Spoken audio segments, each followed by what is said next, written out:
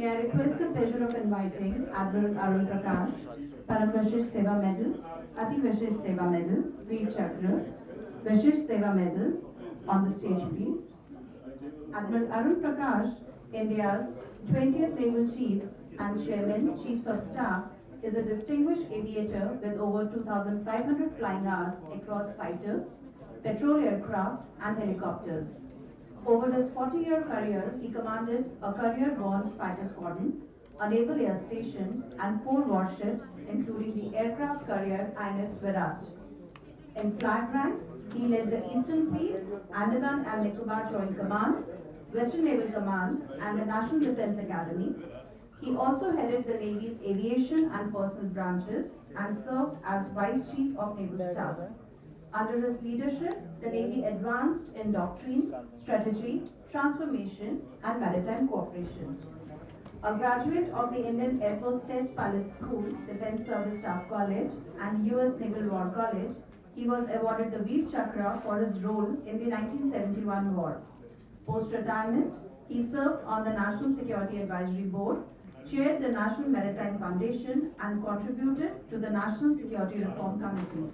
He now lives in Goa, writing and speaking on strategic and security matters. Also joining us is Ms. Suhasini Haider. Ms. Suhasini Haider is the diplomatic editor of The Hindu, covering Indian diplomacy, international developments and conflicts, and contributing columns regularly. She hosts the weekly online show Worldview with Suhasini Haider. Over the span of her career of nearly 30 years, Suhasini has worked with CNN International, CNN IBN, until her present role at the Hindu newspaper. She has contributed to a number of books on South Asia, diplomacy with US and Japan, as well as the Global South. We also have Shri A. Bharat Bhushan Babu with us. He is a postgraduate in civil engineering from NIT Warangal, Andhra Pradesh. He joined the Indian Information Services in 1991. He has extensive experience of news reporting, news production in Doordarshan, and News Service Division, All India Radio. During his nearly 14-year stint with DD News, Shri Babu compiled over 10,000 hours of news bulletins and reported on countless important events such as JMM bribery case, mid-year flight collision, Haryana Pokhran nuclear blast 1998, free parliaments elections in 1996, 98 and 99, Punjab Assembly election 1997, foreign visits of Prime Minister Vajpayee and Shri Manmohan Singh, SARC summit in Nepal and Pakistan. He was a recipient of Best News Editor Award in 2002. Shri Babu has served in Cabinet Secretary for 12 years on deputation. He is a security expert on Middle East, Afghanistan, terrorism and Islam. Upon his return from deputation, Shri Babu served as spokesperson for Ministry of Home Affairs and Ministry of Defence and headed its media department from 2019 to 2024. Shri Babu is a regular guest speaker on media issues at IIMC Delhi, College of Defence Management Secunderabad, Army War College Mau and DSSC Wellington. We also have Lieutenant General Vipul Shingal, Ati Vishish Seva Medal, Sena Medal, DCIDS dot with us. General Vipul Shingal, a second-generation Army officer, is an alumni of the Doon School, Dehradun and National Defence Academy, Khadakwasla. He was commissioned into the Armored Corps in December 1988.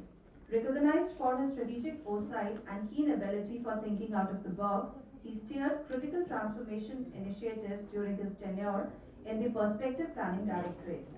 The General has an abiding interest in leadership development and has mentored both cadets and officers at the Indian Military Academy, Dehradun, School of Armored Warfare, Ahmednagar, and the National Defence College, Delhi. An expert in mechanized warfare, he has commanded an independent armored brigade, an armored division, and a strike corps in the desert sector.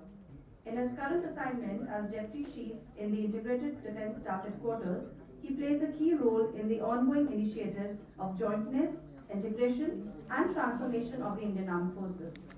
Academically accomplished, he holds 2 MPhil degrees in Defence and Strategic Studies and is pursuing a PhD from Madras University.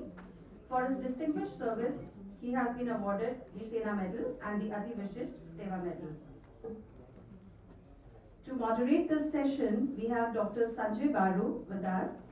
Dr. Sanjay Baru has been editor of India's major financial newspapers and was media advisor to Prime Minister Shri Manmohan Singh.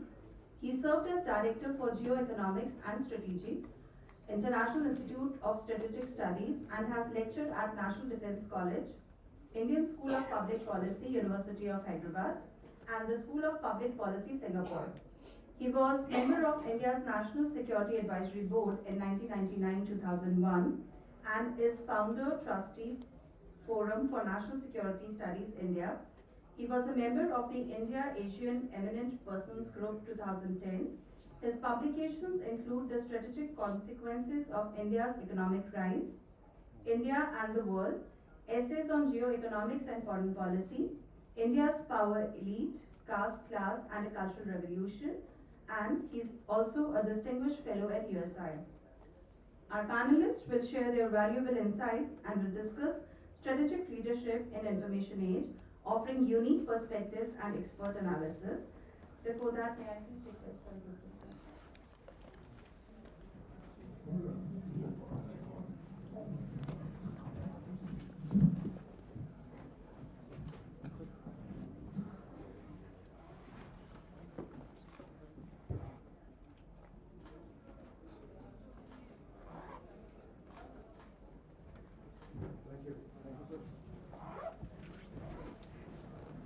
Thank you very much. We are running half an hour late, but I'll make sure that this session will not take more than 60 minutes so that whoever is chairing the next session should know that their session can begin. We have a very distinguished panel, and the subject given to this panel is, in my judgment, a difficult subject, so I quite look forward to learning from them, because what exactly we mean by strategic leadership is something which I'm still not fully understood. And in what way does the fact that we now live in an information era in which data is widely available, information is widely available, and more importantly, we live in an era of both news and fake news. In what way does that kind of access to information impact capability of either a political leadership or a military leadership in carrying out whatever task they need to?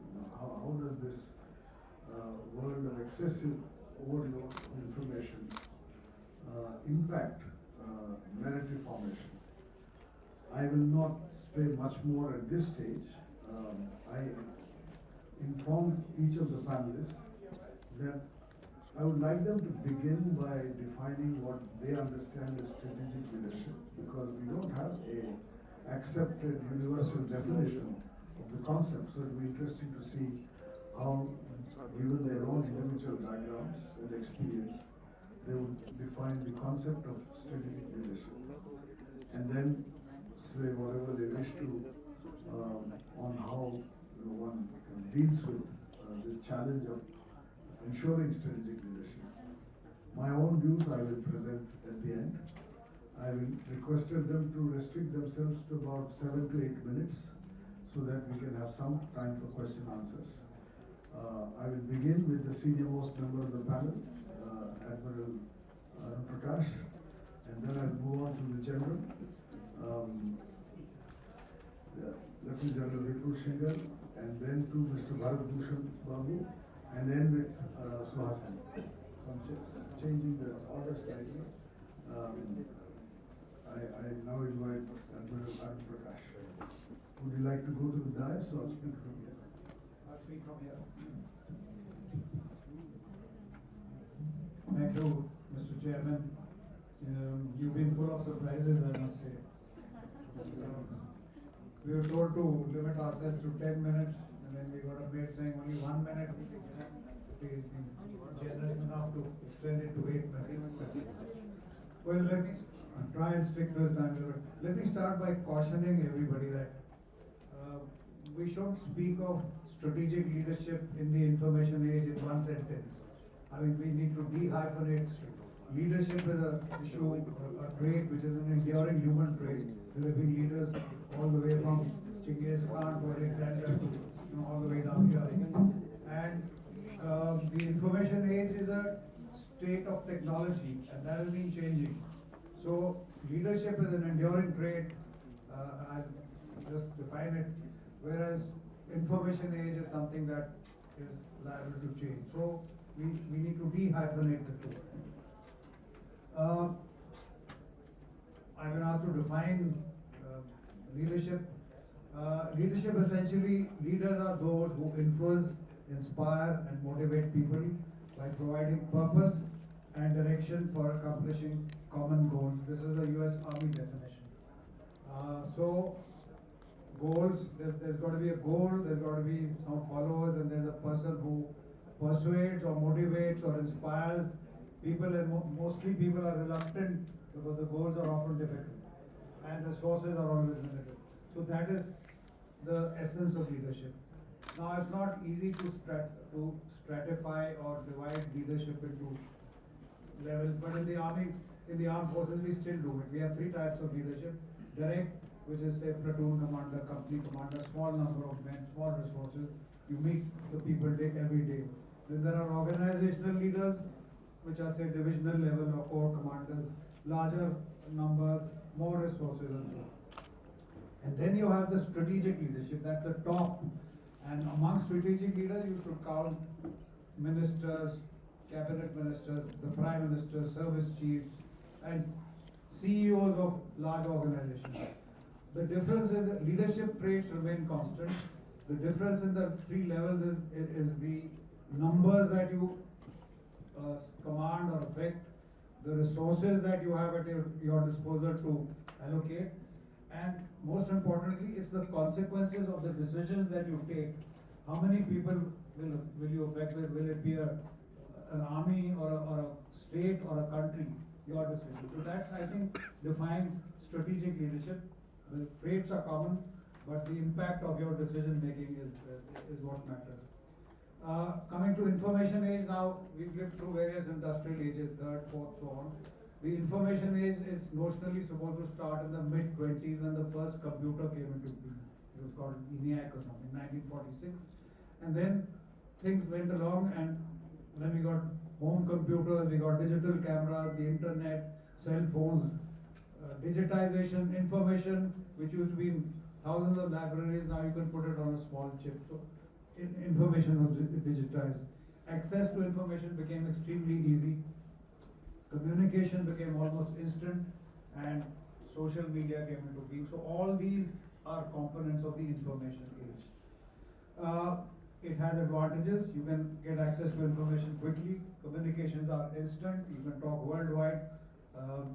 Automation has come into the industry, and decision making is possibly easier in some ways. There are also disadvantages of the information age, which is information overload. You, at the click of a button, you can get so much information that you don't know what to pick and what to reject. Security is an issue. Once you digitize something, you're out in the World Wide Web. Anybody can hack in and listen. And the most dangerous part of the information age, which we often overlook, is the fact that once you become dependent on digital information, you're also vulnerable, because anybody can hack into your system or even deny you information, and then you don't know where to go, because unless you have a plan B, you really won't know where to go. There'll be total darkness. So information age has its advantages and disadvantages. Now leadership, as I mentioned, is an enduring human trait. It's been done all along. We've had leaders from the beginning of time, and there are certain traits which have also endured. Vision, a leader has to be visionary. I mean, a leader who can just deal with day-to-day problems is not really a leader. He must have a vision for the future. He must have an analytic mind. He must be able to take the right decision. He must be decisive.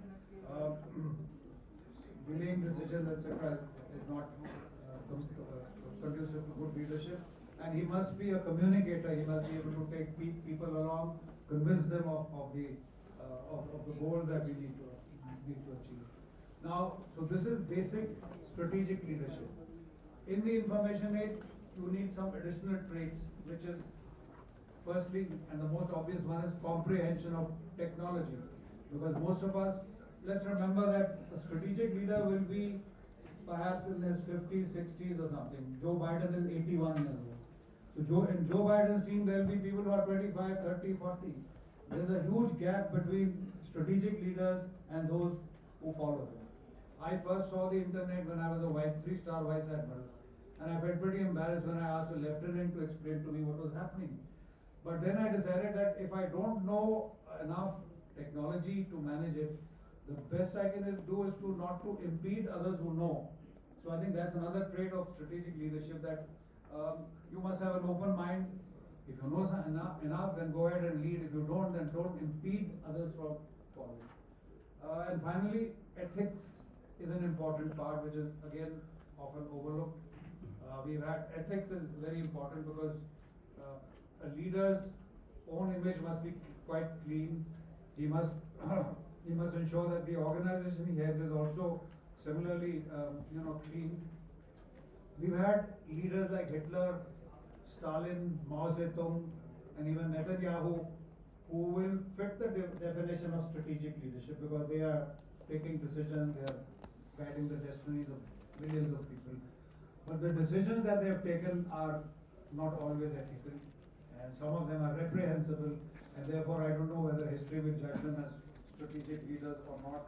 And in the information age, there are other hazards, ethical hazards, because you have at your disposal now things like artificial intelligence. Once computers become smarter and smarter, then they may start taking decisions. You have algorithms which can influence, elections and the fate of countries. So if you have a biased algorithm, then you are in dangerous water. You have facial recognition, and it can lead to intrusions of privacy and racial profiling, etc. So these are the traits that a traditional strategic leader should have had, and then overlaid on that is the information age challenges. The last point I want to stress upon is that India has had a historic leadership deficit. This may not go down well with the audience, but our past is a record of short-sighted, myopic leaders. Perhaps if we go back to Ashoka, Emperor Ashoka, or the Mauryan dynasty, maybe we had genuine strategic leaders, but after that there is a void. And that's the reason that India fell prey to every invader who came from Central Asia.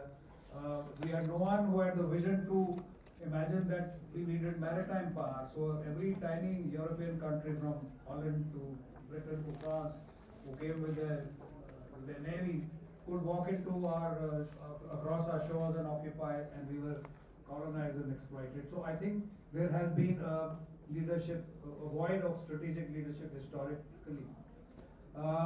There was a foreign scholar called George Dunham who suggested about 30 years ago that India lacks a strategic culture, and he gave various reasons for it.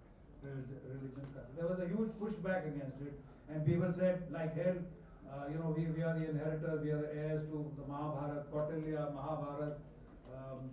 Nehru had strategic vision. He charted out the course. Indira Gandhi was great.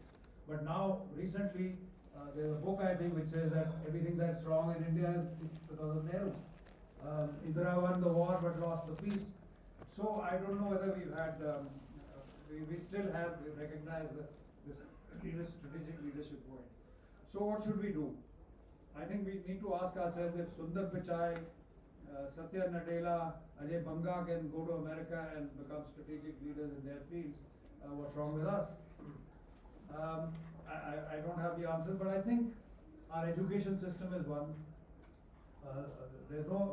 The government education system has fallen apart. Whatever there is, we learn by rote, our children learn by rote. We don't encourage out of the box thinking. We suppress dissent. I don't know about the civilian world, but at least in the armed forces, when I meet young officers, one of the main complaints is that only yes men are advanced in the armed forces. Anybody who expresses dissent with the boss is sidelined. We need to discourage psychophancy. We need to encourage people to speak truth to power, and of course we need to spend more on R&D. R&D seems to have been a government monopoly. I think we need to push it out too. Finally, if I were to pinpoint one issue which highlights a lack of strategic leadership, is the fact that today we are the second or third largest importer of arms worldwide. And this dependency on Putin or Netanyahu or Macron has not only denied us strategic autonomy which we claim, but also many military options which we could have taken but we did not, because perhaps we cannot last out a prolonged war. And the reason is that our post-independence leadership did not have the vision to invest in military industry. China, which became a republic two years after us, is today not only totally self-sufficient, it's a world leader, it's a third largest exporter of weapons. So I'm just giving you this as an example of the leadership point that I perceive. That's it. Thank you, sir. Thank you very much for those interesting remarks. I will have something to say in response. I'm sure you will. But I now invite Lieutenant General Vipul Singh.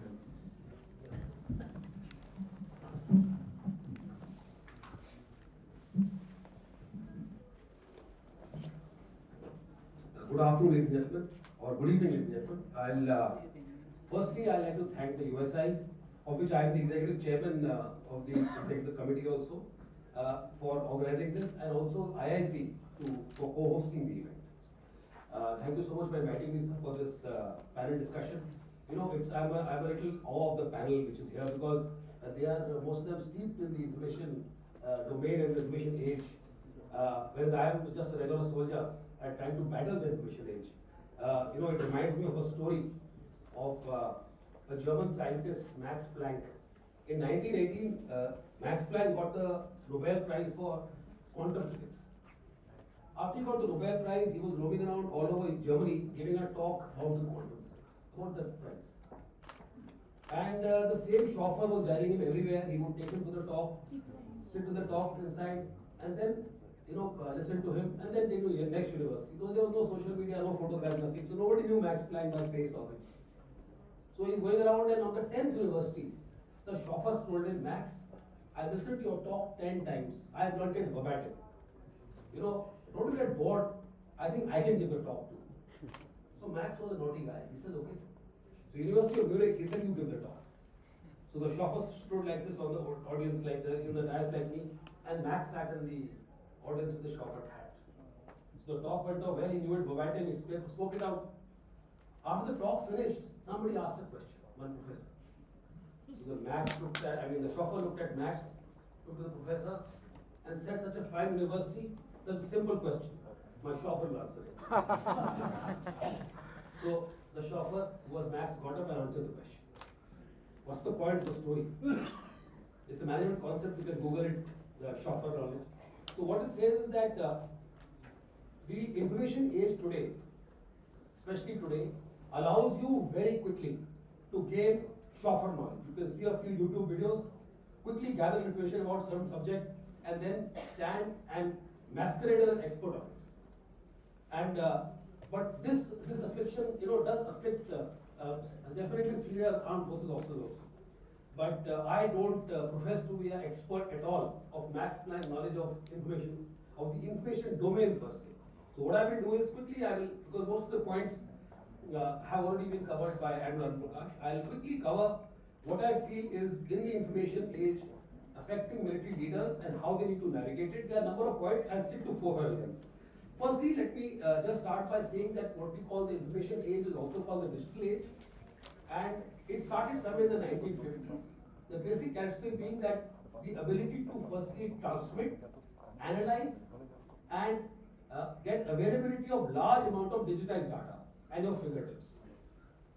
This was initially due to the availability of information. It got further sort of increased the importance of it due to the availability of computers and computing power. AI has changed the game again. In fact, the information age has led to an entirely new branch of warfare called information warfare. So we are deeply affected by it. And information warfare itself has three branches: cyber warfare, psychological warfare, electronic warfare, which basically means controlling and harnessing the power of your information systems and trying to disrupt the enemy's information system. That is what is information warfare. Having said that, so there are certain characteristics of the information age which I think affect military leadership or military or the warfare landscape. Firstly is the availability of vast amount of digitized information. I already told you. Now this availability of vast amount of digitized information at your fingertips has the advantage of taking informed decisions if you harness it properly, but it also has a disadvantage of information overload and looking for more and more information before taking a decision and getting bogged down by it. The second part, already brought out by the Admiral, is about the rapid change in technology, and if you don't stay on the learning curve, then you'll be behind the game. And this is rapid, very quick. The third part is cybersecurity. The availability of this data and the networks and the vulnerability has led to a different field of warfare called cyber warfare, as I already mentioned. And we are seeing it around in the cyber, Russia, Ukraine, everywhere else, that it is a causing mayhem if you just hack the networks. I think third and fourth, more important point, which I think the experts are sitting here, is the ability of this dissemination of information at this speed and the animal that is social media, making narrative building and getting your narrative out there more important than any time before. And we are seeing in both the conflicts, or the few conflicts raging around the world, that it is the narrative which is winning. And that particular thing is something unique to today's digital or information age. If that be the larger 4 or 5 issues that I brought out on the landscape, then how does a strategic leader navigate it? Before I get to that, already the Admiral has defined strategic leadership to an extent. Of course, it is largely tactical leadership, more for the young cadets sitting here. Tactical leadership at the level of the commanding officer, CO, is a contact sport. That means, like football, you have to contact the player. So I think if I put an analogy, the captain of a cricket team, the Indian cricket team, Virat Kohli or Rohit Sharma, is a tactical leader. The coach, Gautam Gambhir, is an operational leader. He doesn't play himself, but he directs the team.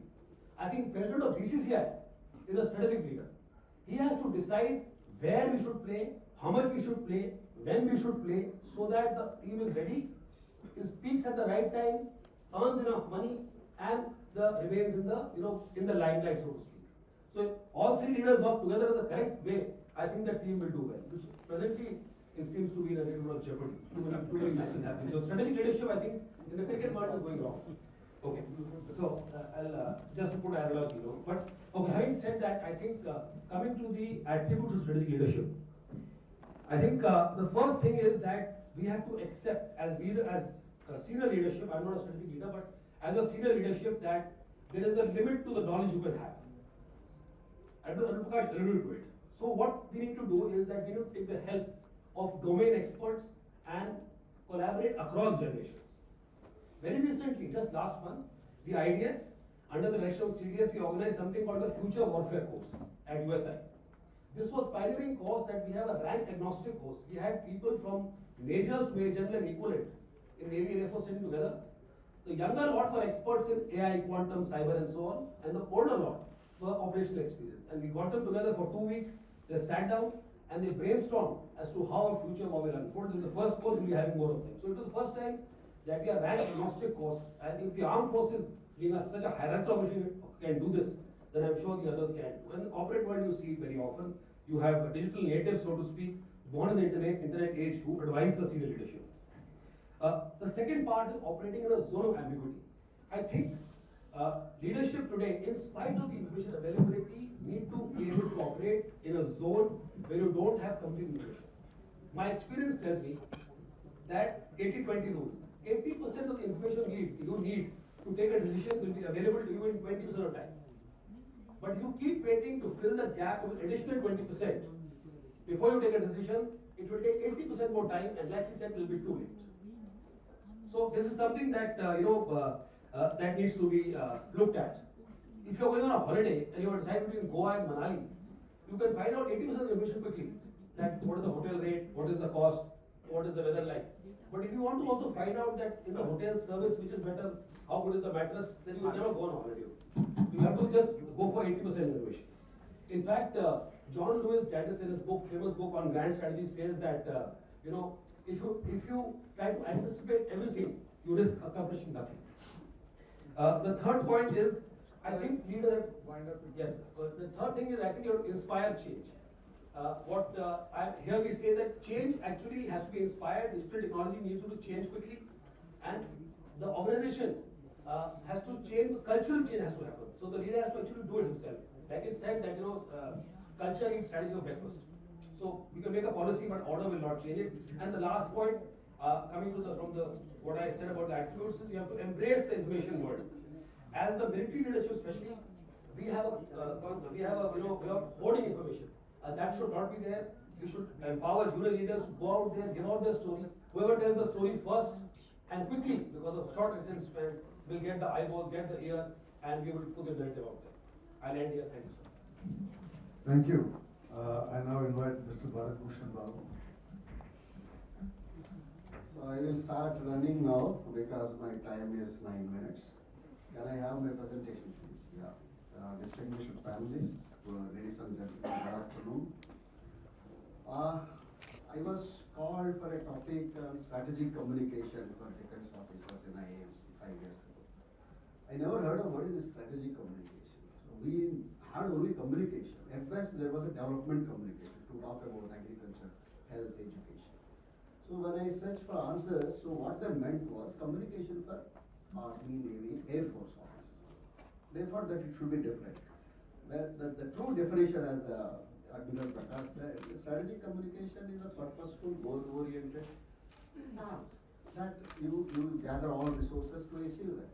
So, if for the purpose of this topic today, strategic leadership, I understand, is the leadership of the top security organization, the three services that we have.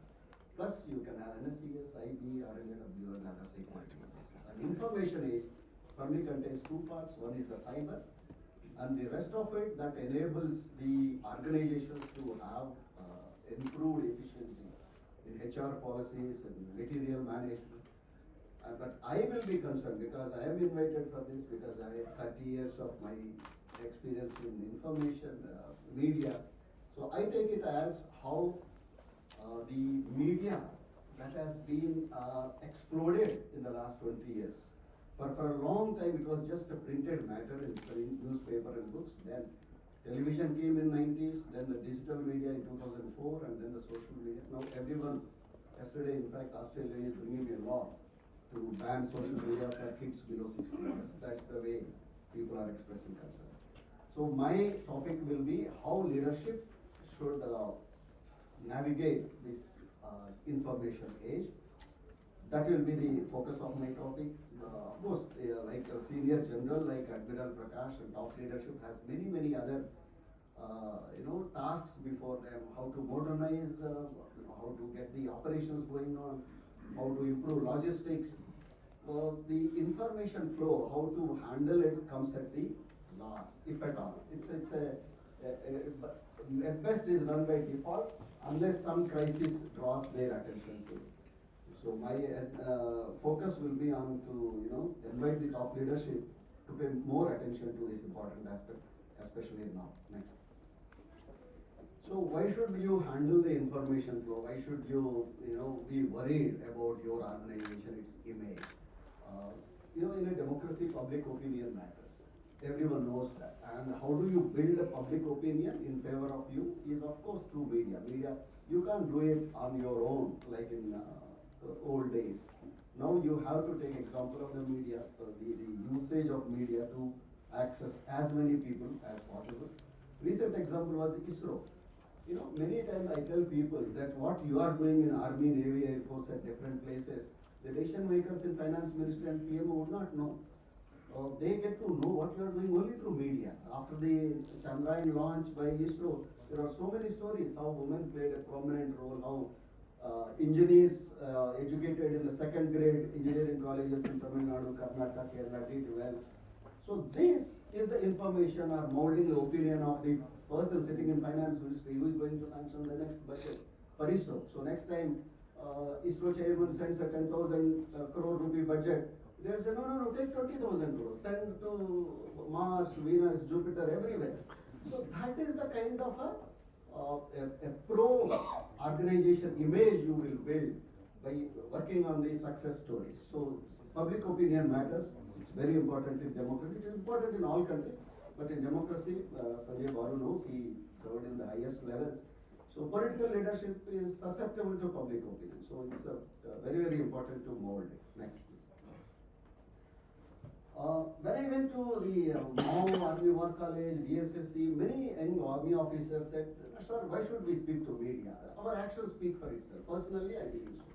But as an organization, it is not always the correct thing. You know, there is so many voices out there. In this cacophony, unless you raise your voice, you put your point of view, you will be taken over by other voices, the negative voices. So, it's not just enough that your action is alone important. Of course, your action is there, but then there must be a megaphone to publicize it further. Next, please.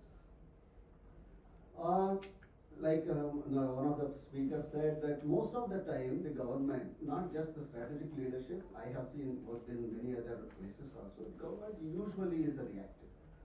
It's not a proactive like a commercial organization. It's not nimble-footed. So only when there is a negative story, the secretary would call me and say, Bharat, we have to send a rejoinder to this story. I said, sir, there is no point to sending rejoinder. They will publish the negative story in a headline, and our rejoinder will be somewhere in page 10 and 2 centimeter one half. They said, what should we do? I said, we have to be upfront and give out our own version and build our own space and image rather than being reactive. Next, please. And when it comes to information, I didn't find any blue book anywhere, neither in MHA nor in MOD in the recent past. So I built my own, rules, and I built my own team, and we made our own way. So what is the objective? Is to build the morale of your own forces. It's not the person. I am not being critical of any one person. So unlike, we should not build one general or one commander. Of course, they are important if you have done a very, very wonderful task or fought a battle. But for me, even a Veer Nari who brought up her kids after the death of her husband at a young age and got her kid admitted in OTA, Chennai or Gaya, she is equally important for me. There will be many more, inspirational stories. Seeing that, this is one of my objectives of starting this journey, Baru and other panelists. So there are many untold stories that can throw light on our organization, the good work that is being done in Army, Navy, Air Force. And we focused on it so that we built a morale of our own forces. Next objective as a top leadership is the erode the enemy's confidence. That is a subject for closed door discussion. I will leave it there. Next, please. Of course, for unlike development communication, military leadership can't talk about so many things because the same audience abroad, across the border, is also listening to you, and they are drawing their inferences. So you have to be very careful. Of course, secrecy has to be maintained. Hierarchy, sometimes it's good, but sometimes it's not. So you have to define where hierarchy should be applied. I have seen many times in J&K Sabhavana activities. The event is over, the press release is coming next day. I said, Baba, please, this is the information age, social media age. My press release in MOD in Delhi, 2 hours is the time limit. After the event, if the event is finished at 12 o'clock, my press release should be out by 2 o'clock. Otherwise, I will not be able to get the eyeballs on TV or get the headlines in the next day.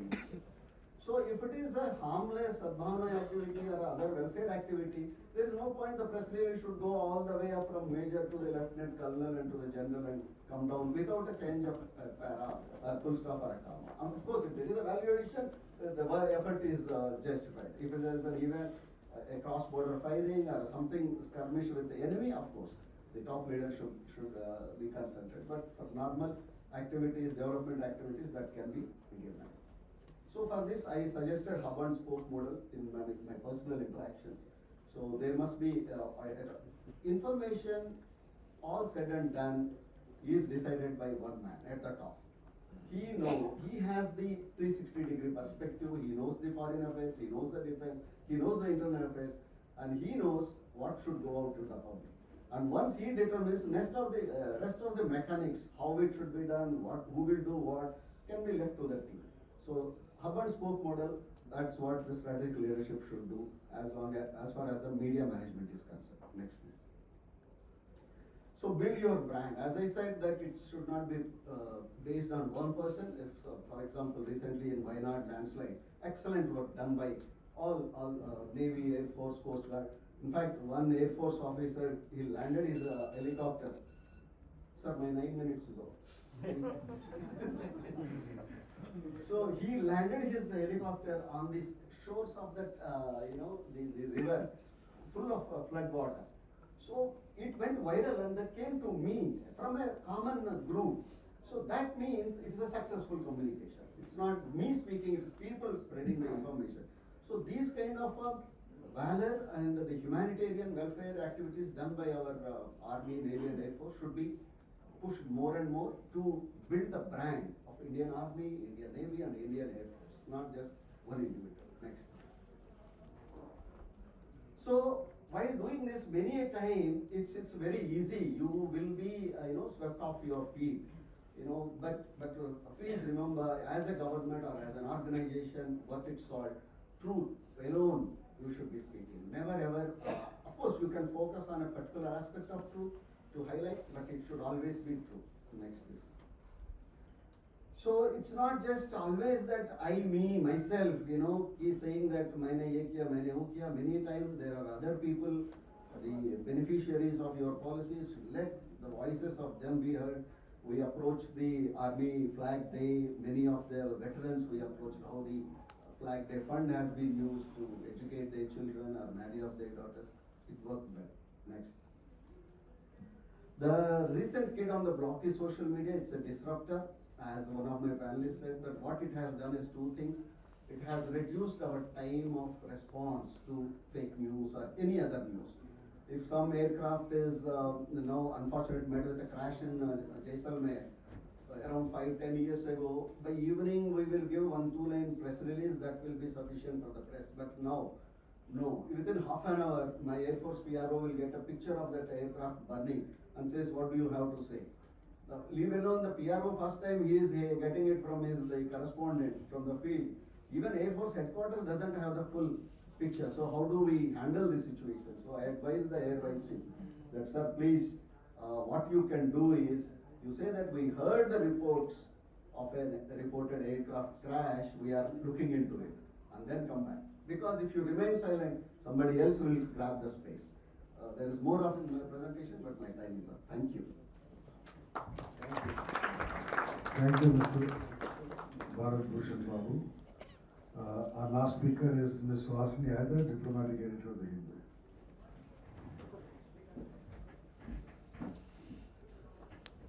Thank you, and thank you to USI for inviting not someone who's going to be involved in the strategic leadership in the information age, but somebody who will be the recipient of it. And I can just go by my own experiences of what I think has worked and what does not work. Everyone before me is a true practitioner, and I would say please take everything that has been said by the speakers before me really as the hands-on experience. I'm going to try and broaden the debate a little bit just because we're headed towards the last few bits of our conversation. And try to make it a little bit about the strategic leadership of nations, because that's eventually what boils down. When you are a strategic leader at any level in this country, in a position of authority, essentially what you're doing is you're speaking for the nation. You're speaking for the philosophy of the nation, the culture of the nation, and the belief system of a country. You know, the famous communication strategist Joseph Nye has written several books about what he calls soft power. And why did he focus on soft power? Because he basically said there are 3 ways in which a country can affect the opinions of other countries and change the course of actions of those other countries. And what were those 3? The first is obviously that you can use military might, you can use military threats, you can use your military power, and make hard power really the force of your communication. There are countries that do that, they do it effectively, but you end up with the Machiavellian question of would you rather be feared or loved? And that's not necessarily been, the sort of Indian way, and I'll just come back to that. The second way that you can try and affect the outcomes is economic. You use economic sanctions, or you use economic blandishments or support or handouts to countries to make them essentially change the way they see you, the way they see their own future, all the rest. But eventually, what Joseph Nye said was that it is about your soft power. It is about your ability to do things and have other people say, that's how I want to do them. And he defined it very simply by saying, at the end of the battle, it doesn't matter which side wins. It matters whose story wins. So when you have a country that didn't necessarily win a war, but actually has, shall I say, the empathy of others, that's essentially what is the most powerful. So it will not matter in physical terms whether you're actually, victorious or not, so long as you are the person who, at the end of the day, the person hearing your story says, that's what I want to be, that's what I'd like to do. It doesn't matter if you keep fighting terrorism and, the old thing about terrorists only having to be lucky once. But at the end of the day, if the beliefs around the world and, of course, within the country, is that essentially that terrorism is the problem, and that the methods that you have used cannot, which are not sort of comparing to, their methodology, that's a better way to do things, then you have already won. Your story has already won. In India, when you look at India, and I'm just talking about the last 100 years, of course, as Arun Prakash said, there are thousands of years of Indian history that we could analyze when it comes to strategic leadership.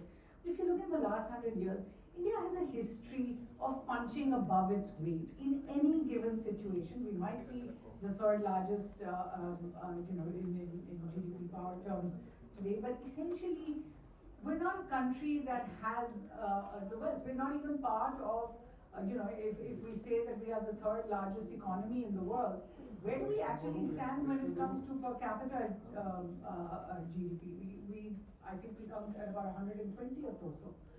So it's a country that has always punched above its weight. It's a country that has always had a say on international affairs.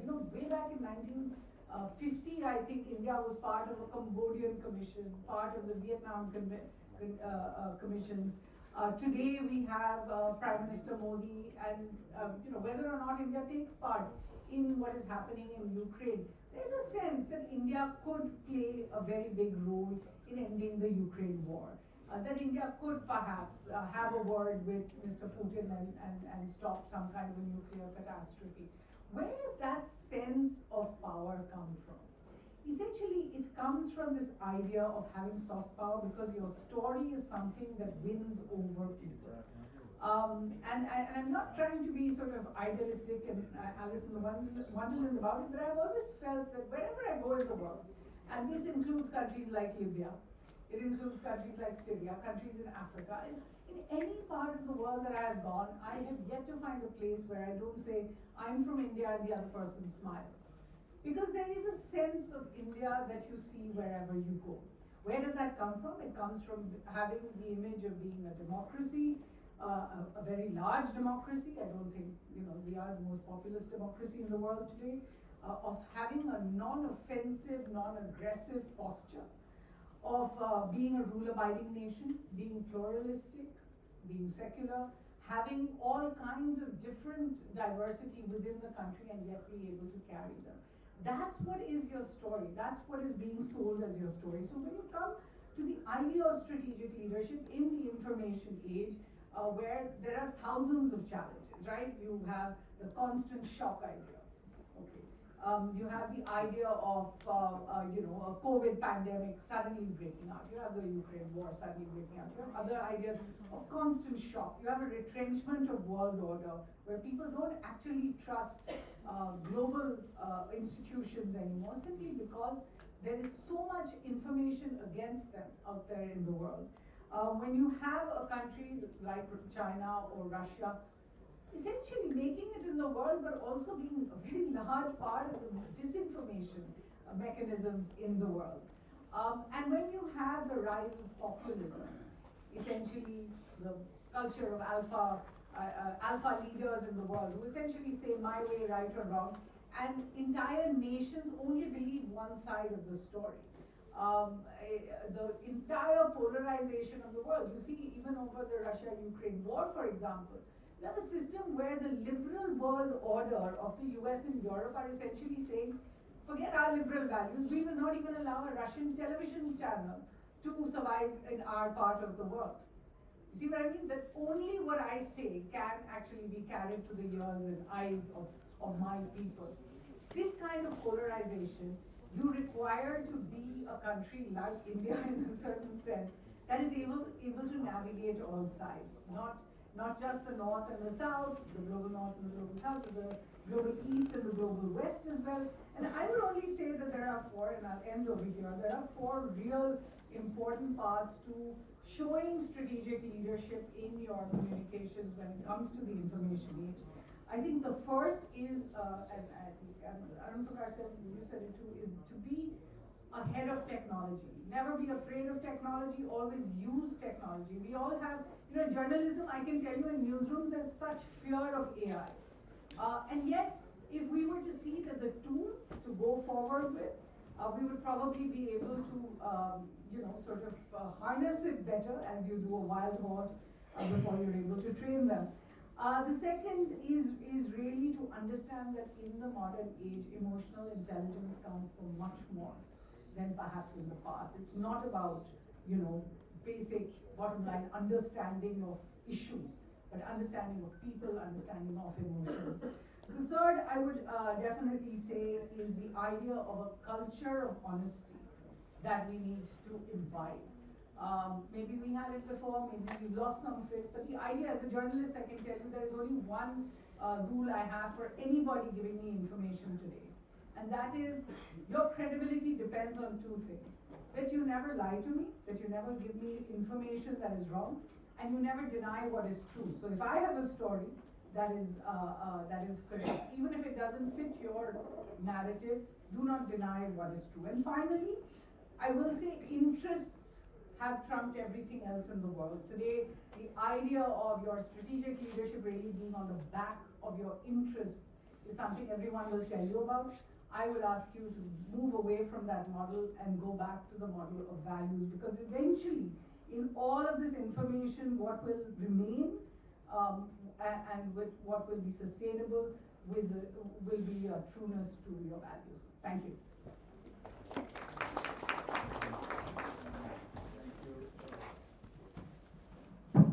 Thank you, Suhasini. We now have 15 minutes for this session.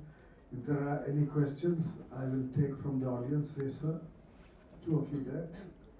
Can I speak? Yeah, go ahead. I think we can hear you. Yeah, I would like just to know, instead of strategic leadership in information age, the wording should be strategic polarization in information age. I have two questions, one to Admiral Prakash and one to Mr. Babu. First, Admiral Prakash, you were the first commander of Andaman and Nicobar Command, which was the raising of which was certainly a strategic decision. So, what were some of the changes, some of the decisions you had to make which were new to you and in the joint landscape? And to Mr. Babu, in the previous few years, the official social media presence of the forces has really increased. And if you would be able to tell us about what were some of the issues that had led to this happening so much later than it has happened in other countries. I'll take one more question before I come back. Yes, please. No, a young man behind. I'll come to you later. It's on. Yeah, So, thank you for taking my question. My first question is for Admiral. My first question is regarding the Andaman Nicobar Command. As he talked about the Andaman Nicobar Command, my question is, what do you see is the foresightedness of it?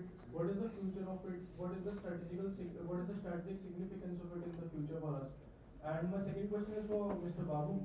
It is regarding the thing that our armed forces are still very much misjudged on the social media, especially with narratives swinging left and right. So, what do you think are the steps that we can take to counter those, as the sentiments of the people sometimes sway in extreme directions? So, how do you Okay, I think got armed it. forces? Thank you. I'll just take your question and then come back to them. Go ahead, sir. My question to Mr. Babu is that is there too much of social media presence of the armed forces now? And this too much of trivial stuff going, this constant flurry of stuff coming out. Is it good, bad? I don't know. Okay. Well, Thank you. These two questions about the Andaman Nicobar.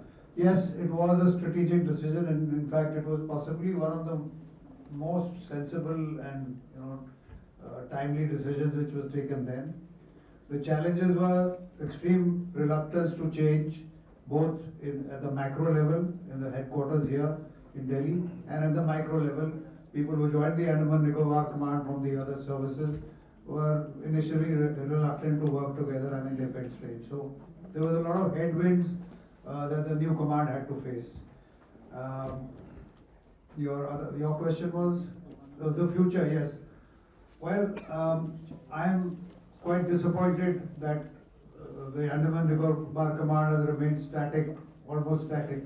It should have formed the template for what is being contemplated for the last 4 or 5 years, theaterization or jointness or whatever. Unfortunately, I mean, the Andaman Nicobar Command is a microcosm of a theatre command. It's a miniature theatre command. It's got all the attributes. It's got in place how a theatre command should function. All they had to do was to multiply it or magnify it and implement it. So it was a good concept which faced a lot of headwinds, which has faced a lot of headwinds for the last 2 decades, and it is even now it continues to be neglected, which is not a good thing. So the first question was the usage of social media by armed forces was belated. Why they didn't come on much before. Then the last question was too much of social media. So exactly these two opinions battled in the hierarchy of the armed forces. Should we expose ourselves to the vicissitudes of the social media, or should we be behind and let them guess what we have been doing? I think finally the decision has swung in favor of that, as I mentioned. If you leave the space, then somebody else is going to occupy. It's like in the chaos theory, there is an absolute sum.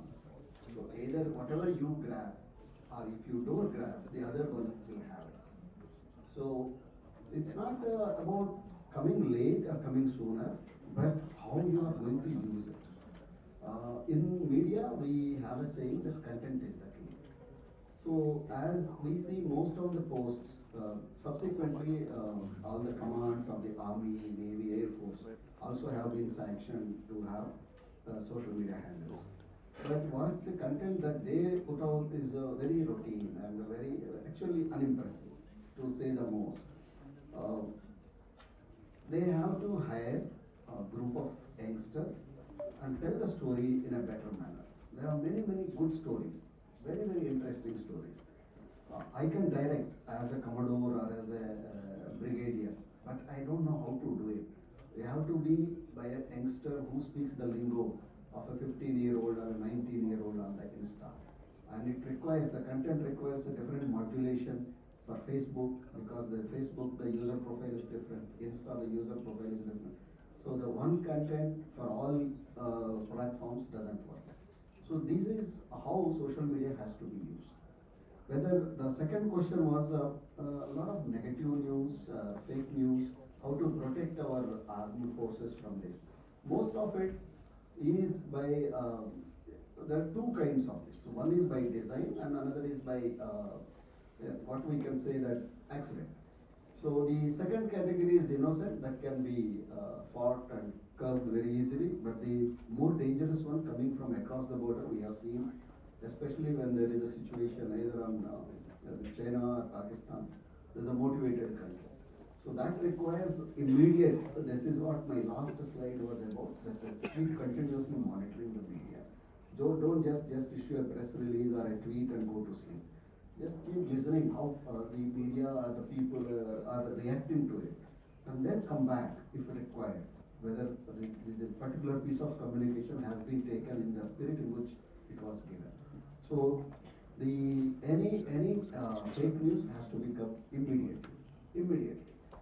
Because these days, if in 2 hours, if you don't respond, then it will get into viral, it becomes viral and get into television. By evening, it is in the prime time discussion topic, and next day it will be in the newspaper.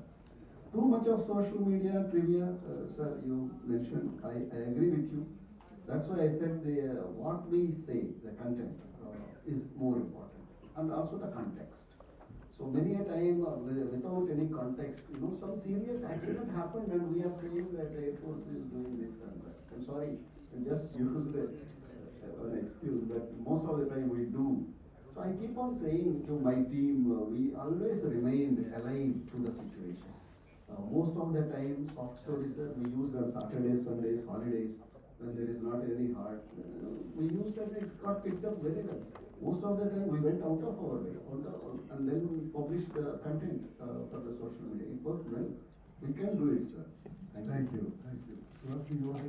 No, I was just going to say, since you were all asking about Andaman and Nicobar, and an idea of how the thinking within the armed forces has changed as well.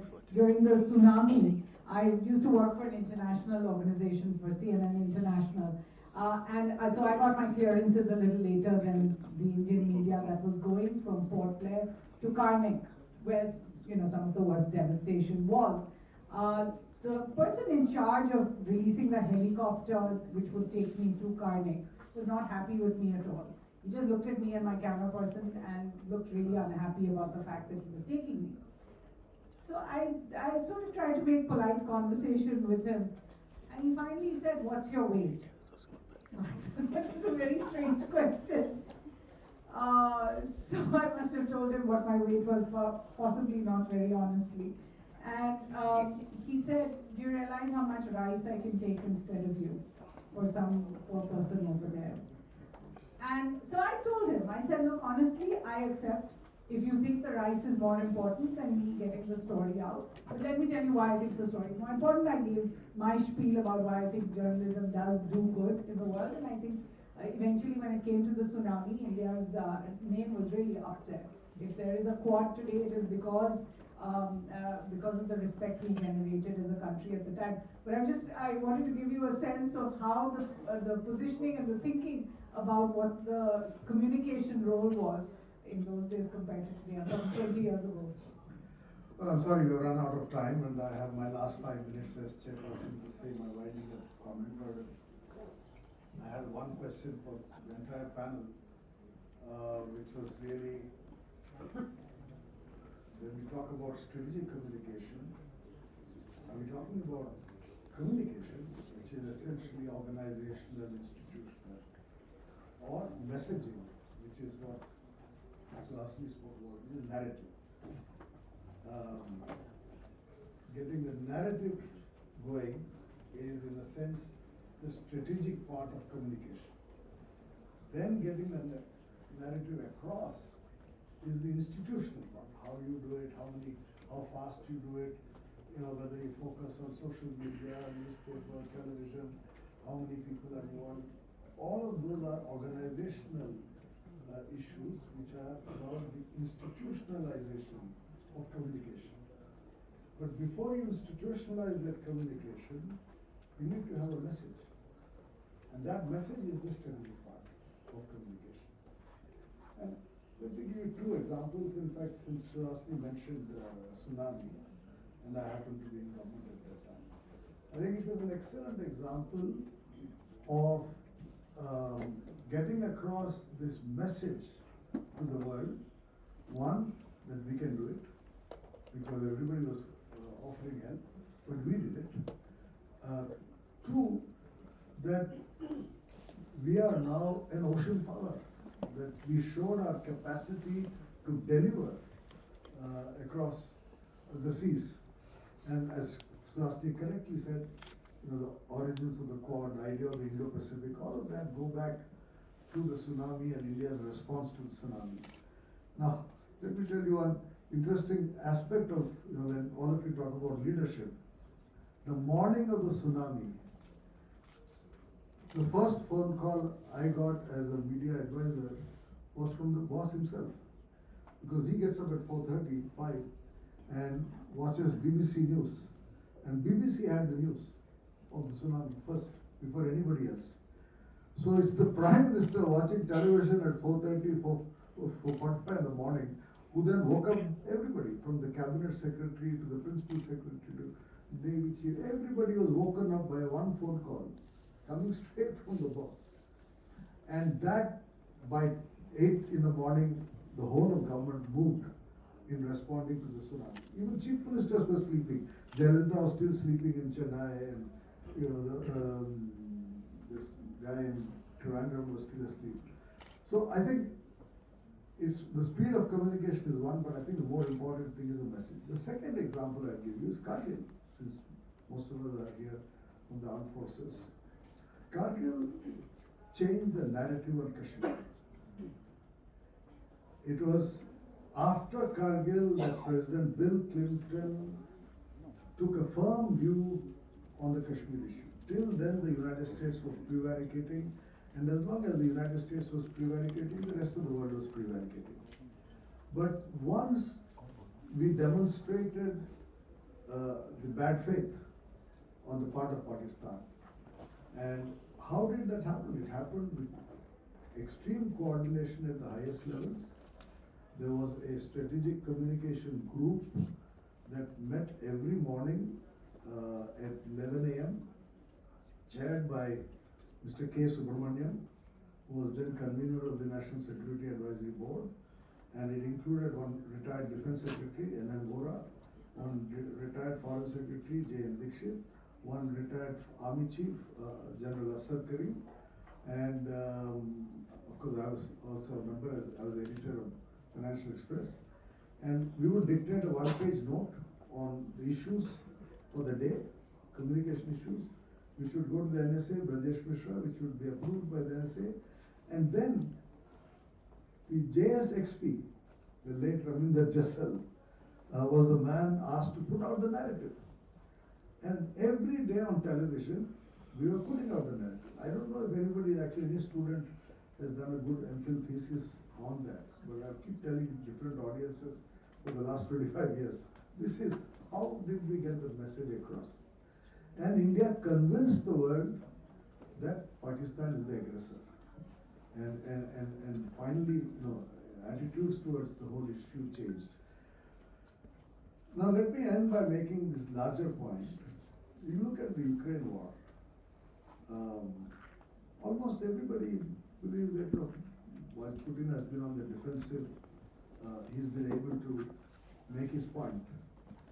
But the narrative internationally is still Zelensky. This guy has been smarter in getting across a narrative that favors him. While if you go into the whole prehistory of the whole issue, the only two people on international television who offer a narrative that is favorable to Russia are Mearsheimer and Jeff Sachs. They are the only ones who are still holding out, defending the Russian narrative. Otherwise, apart from the Russians, there are few other, analysts who actually defend the Russian narrative, including India. I mean, Indian position is very wishy-washy on this whole thing. We are not really defending Putin's action. So I think this is a recent example where the narrative was won by the West. It's already been won, in a sense. whatever the final result, and maybe on territory, in terms of territory, Putin will still retain more territory than he had at the beginning of the war. But at the end of the day, Zelensky remains the hero. So I think really strategic leadership is about setting the narrative. It is not about the institutional aspect. That is secondary. I mean, that is important, but that follows. Of course, if your institution is not efficient, then setting the narrative is useless, right? And that is where the institution becomes important. How effective you are. For example, again to go back to Kargil, the initial briefings on television were done by the general from the army,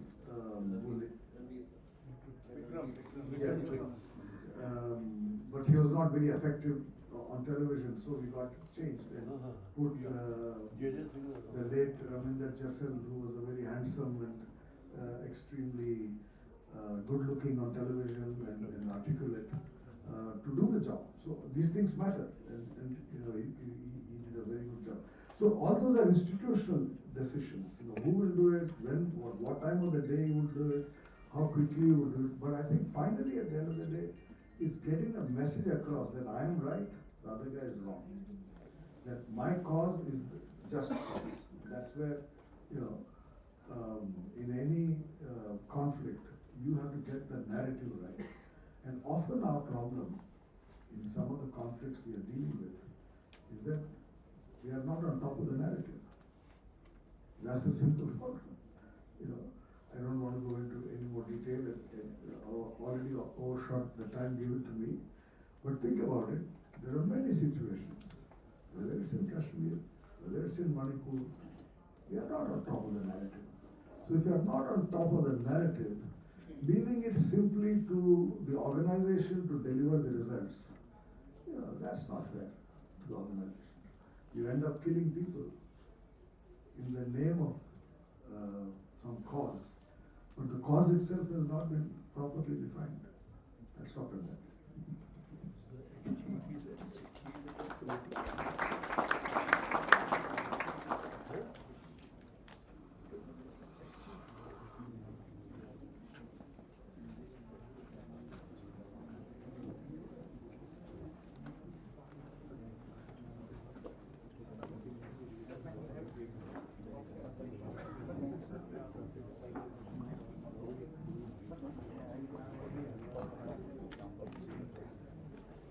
Thank you, ma'am. Thank you, sir.